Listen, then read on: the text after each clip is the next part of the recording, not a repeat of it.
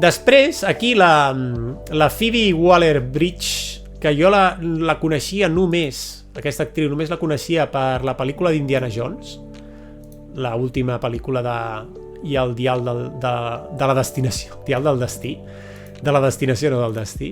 Només la coneixia per això, que apareixen aquí, que és com que la presenten una mica en la saga de Harrison Ford Indiana Jones. Me la van recomanar molt en el Telegram del director frustrat.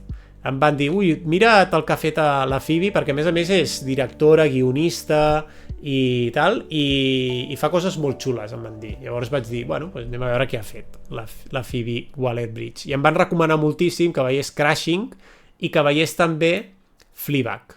Crashing i Fleabag. Llavors m'ho vaig veure una mica una cosa seguida de l'altra. Són 2 sèries britàniques que a més es van fer una seguida de l'altra. Jo crec que primer va fer Crashing, que era com una mica la prova pilot del tipus de personatge, no?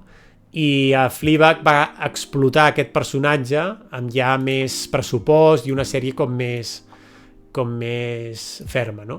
Amb actors també més coneguts, com Olivia Colman i tal. Llavors, estan bé les dues, li he posat que és interessant. Bueno, mira, Fleabag li he posat un 7, bona, inclús em va semblar millor Fleabag.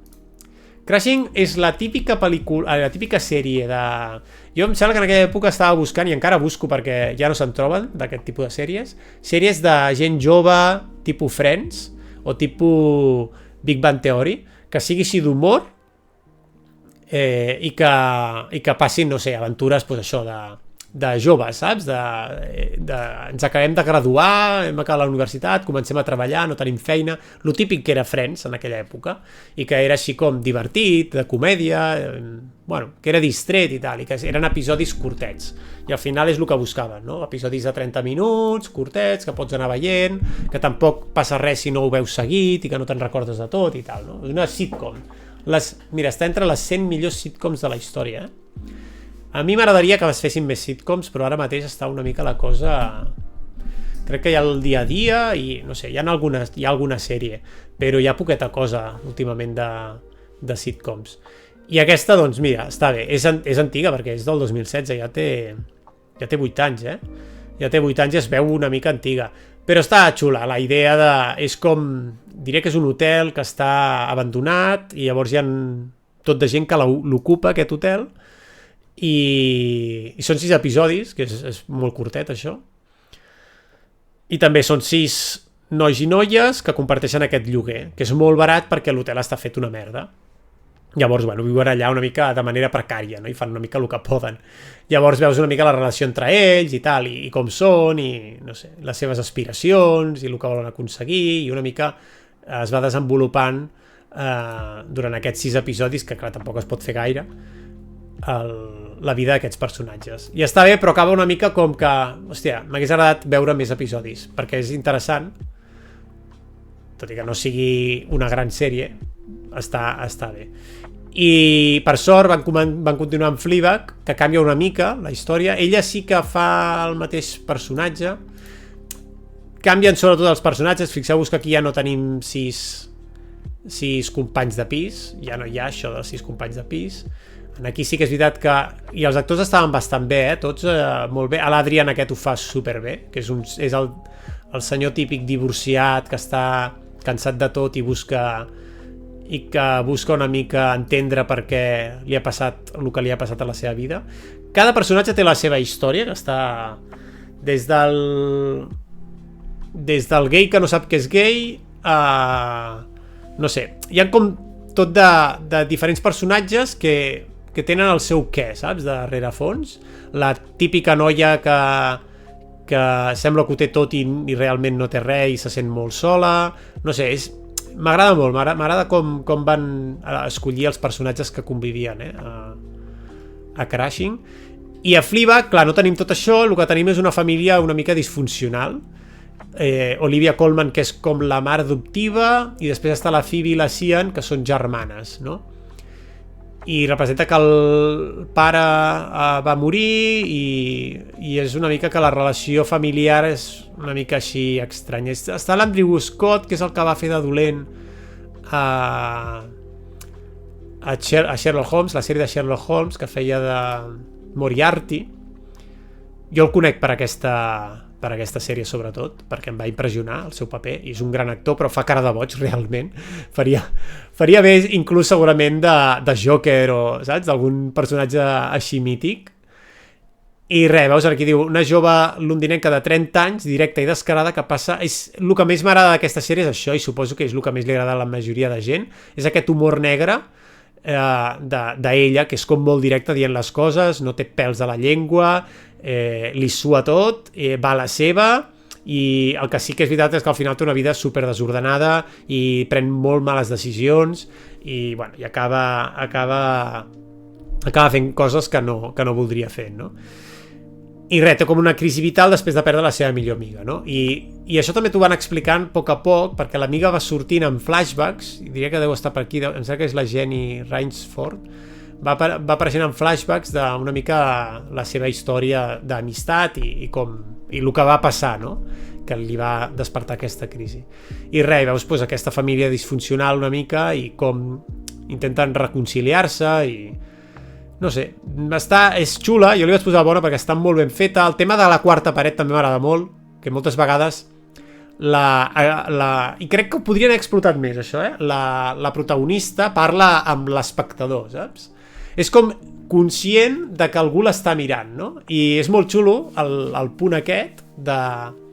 Perquè jo crec que no s'ha fet molt això en sèries, i en pel·lícules encara menys. En sèries pot donar més joc, perquè si tu muntes una sèrie que a poc la vas construint a mida que l'espectador també té reacció, jo crec que és un punt interessant a investigar a nivell de produccions cinematogràfiques i de sèries. O sigui, a nivell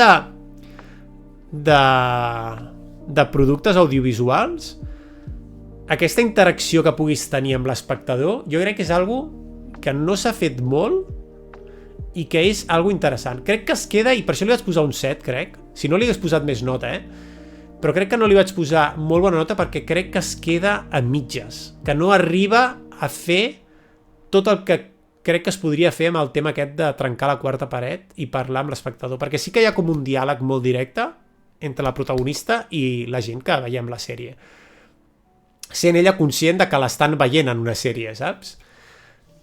Sense dir-ho explícitament, saps? Que és una sèrie i que l'estan veient, però sí que ella té la sensació aquesta de que li està parlant a una audiència, que li està mostrant la seva vida a una audiència i que sent com que hi ha algú que l'acompanya, no?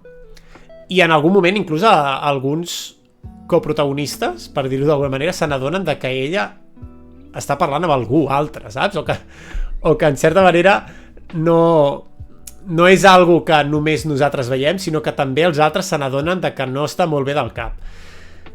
Crec que se li podia haver donat un gir més a això, i crec, i tant de bo, que més endavant es pugui arribar a fer, aquesta idea que es pugui arribar a agafar i a explotar encara més. Jo crec que se li podia haver donat una torca més, com que, no ho sé, estic imaginant aquí flipades, com que depenent de la reacció que ha tingut el públic amb els episodis anteriors, després els guionistes adaptin la història i la idea que tenen amb aquestes reaccions. Una mica el que van fer amb She-Hulk, pels que hagueu vist She-Hulk, a She-Hulk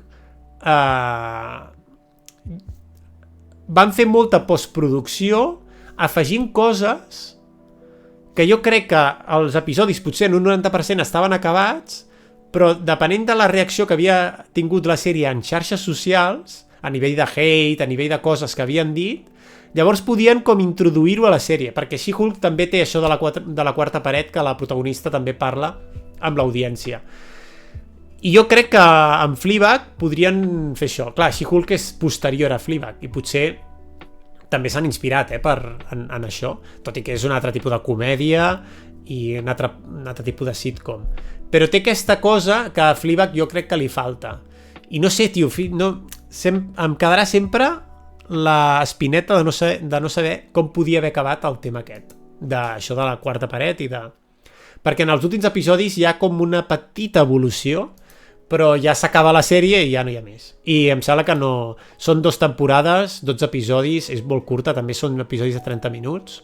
És que us la mengeu, aquesta si us la poseu, us la mengeu superràpid, aquesta sèrie, perquè és molt de veure anem a veure el següent, saps? No, et venen ganes de veure el següent i et passen tan ràpid que no te n'adones i tu veus sencer. És que clar, realment 6 episodis per temporada de 30 minuts realment són 3 hores, no és tant. Llavors us la recomano moltíssim perquè és de les millors de les sèries de la història de la TV. A veure, no sé si seria de les millors sèries de la història de la TV o millors sèries del segle XXI,